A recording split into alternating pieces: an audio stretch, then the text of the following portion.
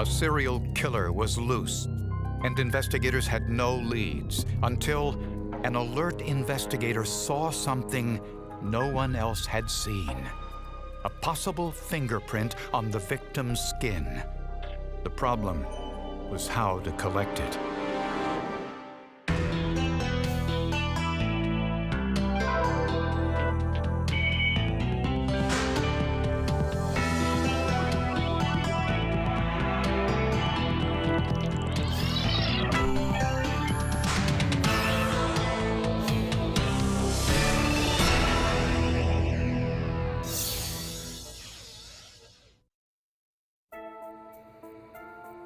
Texas City, Texas is one of the largest oil refinery sites in America. The oil business is labor-intensive, which poses its own unique set of problems. We have a large population of contract workers that come in from out of state, all over the country, come in to work at the refinery. And it greatly impacts the community, the police department, from all facets, traffic and crime and things like that. That became all too clear on May 16, 2001.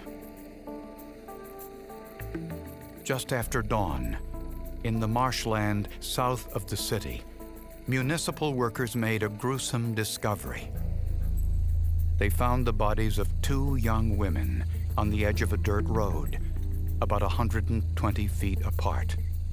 The first girl that we came upon was nude except for her shoes, was bound and bloody. The second one was bloody, nude. The victims' clothing was scattered near their bodies. The contents of their purses had been strewn about the scene. Forensic investigators estimated they had been dead for less than 6 hours, making the time of death sometime around midnight. I've run across a lot of deceased scenes and been involved in a lot of homicides since. I haven't seen anything like it. I mean, you could just, when you saw the first body, the first victim lying there, you could feel the anger that was carried out that day. At least I could. I could feel it. It was horrific. We were dealing with somebody who's had absolutely zero regard for another human being. He was just mean and sorry, was my first thought. The two women were identified as 31-year-old Dana Faisal and 32-year-old Cammie Kellerman. Background checks revealed both worked as prostitutes. I do believe that my sister was a manic depressant, and she just couldn't get any help that she needed. So she took towards drugs. She self-medicated herself, and she got on the wrong drug, and it just took her. Dana Faisal's story was similar. She had a lifelong drug problem, and she had been arrested many times by local police. They were both beautiful young ladies, came from very good families, had a lot going for them. It was a tragedy. It was a tragedy that they went down that path. Why? I don't think anybody ever knows. When we got there, we realized the remoteness of that area and the sagebrush and the snakes and the coyotes and the insects. We couldn't get back in there to check to see if there was another girl that had been killed. So the Coast Guard conducted an aerial search. Fortunately, there were no other victims. Investigators looked at how the crimes were committed, hoping to find clues to the killer's identity. In their view, it was a disorganized crime scene, indicating it might be his first murder. Maybe at the time he got caught up in his actions. In my opinion, it was kind of a sloppy scene for somebody to leave so much behind, because there was so much that was gathered during the course of the investigation. Near the bodies, investigators found 2 white washcloths. We thought of, was there DNA on it? Did he put it in her mouth? Did he put some other sort of substance on it that would help him achieve his goal of controlling the girl? Investigators also found shattered glass on the ground and embedded in one of the victim's legs. She apparently kicked out the glass to his vehicle and shattered the window. And there were some beer cans in the area that looked new. We picked up all those beer cans, and certainly you'd always pick up those, hoping you get whatever you get off of them. Investigators collected all of this evidence, not quite sure what, if anything, would help them find the killer.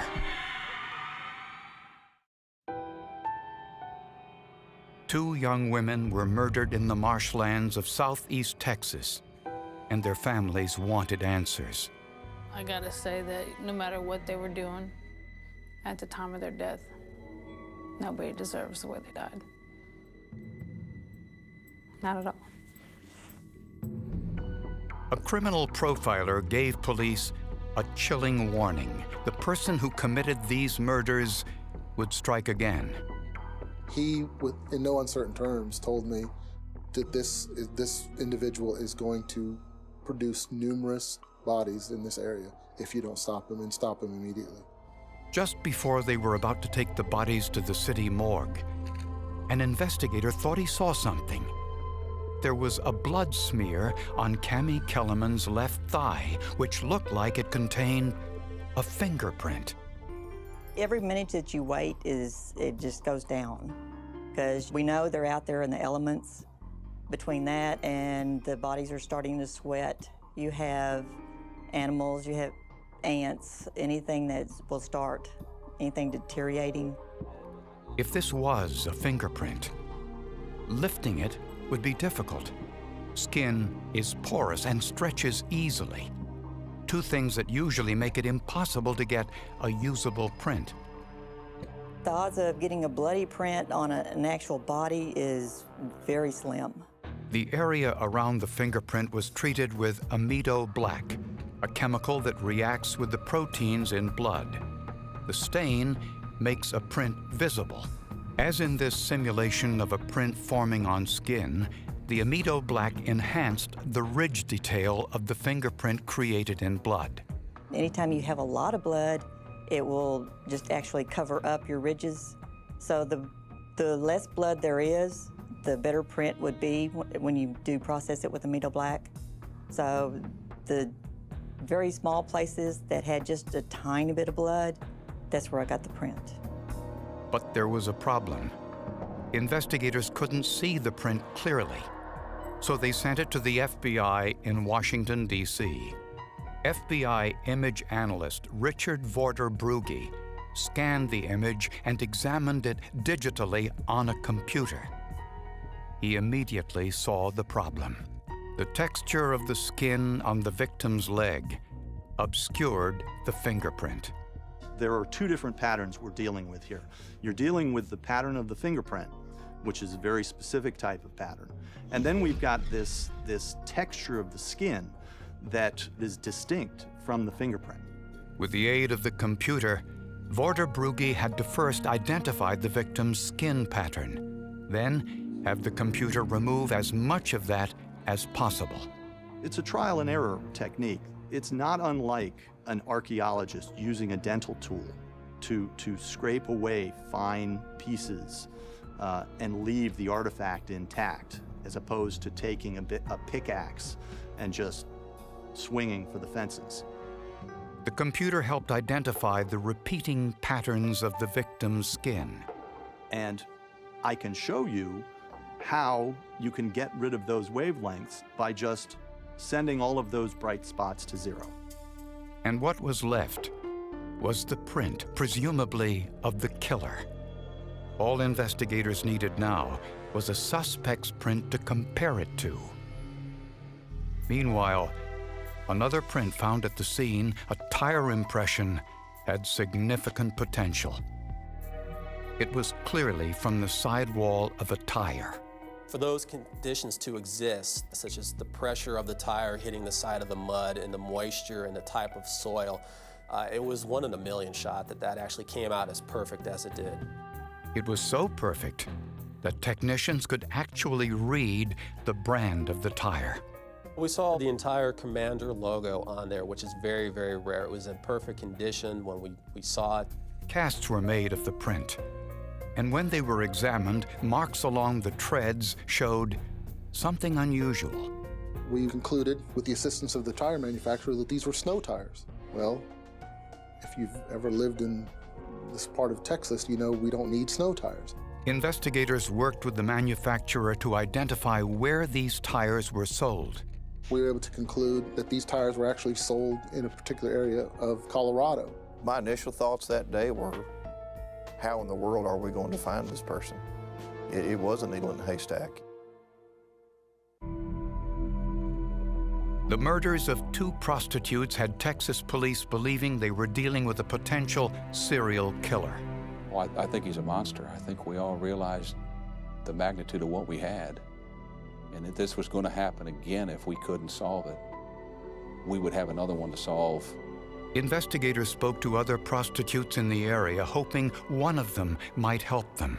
They have a wealth of information of what goes on out there. I mean, if you can get a good rapport with one of the girls, you'd be surprised at the amount of information. They know everything that goes on in the streets. And that's how they uncovered an important piece of information. Another local prostitute said she was attacked 3 days before the murders. She had been taken out to the same area, and she had been treated in much the same way as we suppose these other girls were treated, other than the fact she was not killed. She said the man tried to tie her hands behind her back with medical tape and gag her with a white rag. Fortunately, she escaped. By the grace of God, she was able to get loose or free herself enough. And she had the will to survive that night. She had the will to survive. She was able to walk that long, lonely, dark, desolate, scary walk to the highway. She described her assailant as Hispanic in his early 30s with a tattoo of a dagger on his right forearm. And he was driving a white car. She gave us a partial license plate of C41. And 3 out of 6 is pretty good to keep an eye out for and look for. Incredibly, she said she kept the washcloth he used to gag her.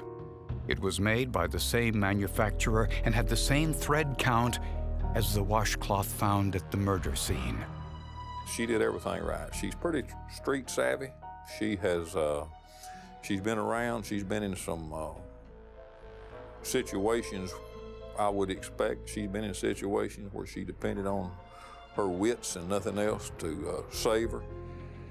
Authorities combed the area for a man and a car that fit the woman's description. A check of motor vehicle records indicated there were many white cars with a C41 on the license plate. We picked up several Hispanic males driving a small white car, and they were brought in. We took DNA samples, we took pictures of tires, and we were investigating everything we could. 3 days later, Detective Paul Edinburgh was driving into work, and he passed a suspicious-looking car headed out of town. I just happened to look to my right, and there was a small white 4-door car. This one caught my attention, and I saw the first 3 on the license plate as C41. And I'm telling you, my heart, I think, stopped beating. Edinburgh pulled the car over. The driver was 30-year-old Jose Castillon, an orderly at a local nursing home. And I saw the forearm with a tattoo of a dagger on there. And I was, 2 or 3 seconds, I was speechless, because what's going through my mind now is this is the guy that everybody's been talking about. Interestingly, Castillon's stepfather was a Texas police officer. Castillon's only previous brush with the law was a misdemeanor conviction for which he served no time in jail. When questioned, Castillon denied any involvement in the murders. Employment and motor vehicle records showed Castillon had recently moved to Texas from Colorado and bought a set of Commander brand snow tires when he was there. These were similar to the impressions found at the crime scene. We saw a lot of uniformity between the tire impressions of the defendant's vehicle to the actual cast that we had taken from the crime scene.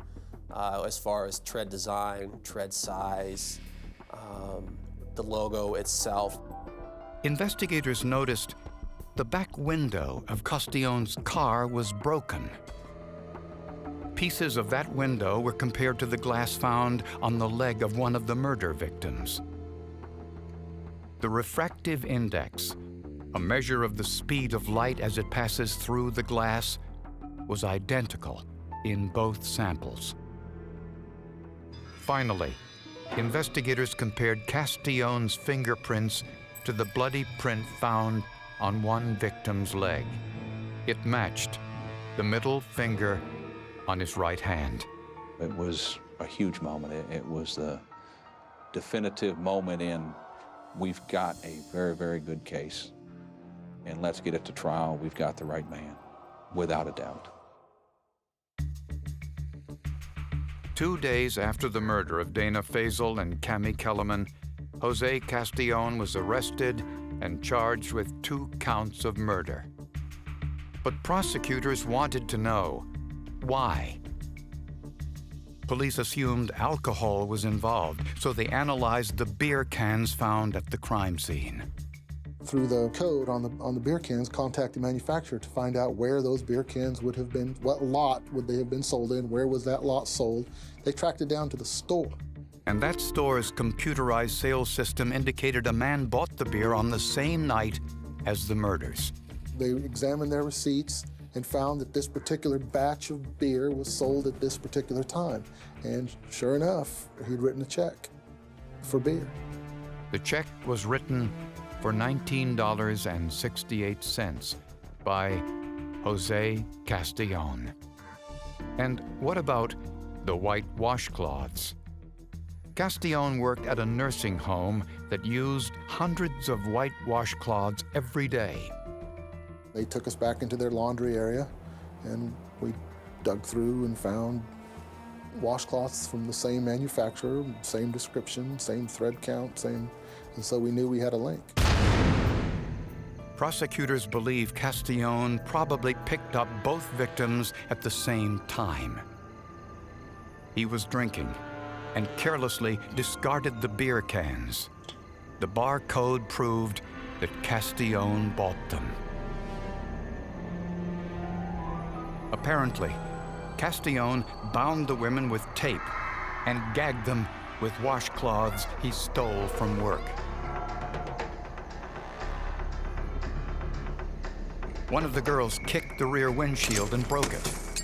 A shard of glass stuck to her leg. After the murders, when he dragged the women into the grass, he left a bloody fingerprint on Cami Kellerman's thigh. When he drove away, he left his tire impressions in the soft mud. I can't even begin to imagine, and I really don't want to imagine. They probably went out and decided that they were gonna go get high and party a little bit, and she just got in the wrong car.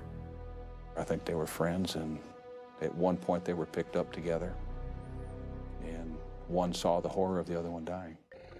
Evidence technicians working fast and in difficult conditions performed a minor miracle by retrieving a print from the victim's skin. Later, computer technology enhanced the print and proved Jose Castellone was the killer. The tire impression, too, was an almost perfect specimen. I think that if you tried 1,000 times to duplicate that tire impression, you could never do it. The circumstances had to be exact. He had to have been pretty sloppy, considering he did leave so much evidence behind. Maybe he just wanted to be caught. Because a lot of these cases, they don't have that much evidence. And there was just gobs of evidence. Facing a certain death sentence, Castellone agreed to plead guilty to capital murder and kidnapping and was sentenced to life in prison without parole. It was overwhelming. How many people do you think walk in and want to plead to 2 consecutive life sentences if they thought they had a chance? No one, perhaps not even Jose Castellone himself, knows what caused his rage toward women. I can only rely upon what the psychiatrist told us when we met with him. It began as control, dominance, hatred towards women, and he said it manifested itself initially as just minor acts of violence, but gradually would become more brutal, and now that he'd taken the step that he had, that it was just going to be a downhill spiral from there. The nature of the crime indicates he was a serial killer in the making. But the decision to process the crime scene quickly and the technology that helped identify the print provided all the evidence needed to keep him from claiming even more victims. I think the fingerprint, with the new science and with people willing to experiment to get the science where it's accepted in court, was phenomenal. That's one of the great things about this technology, is that in this case, it made a piece of evidence that was effectively useless a critical component in the prosecution of this case. If you got a fingerprint is accepted in every court in the land as being conclusive, and if you've got the body of a female out here and has an individual's fingerprint on her body in blood, I mean, what else can that tell you except that he was there?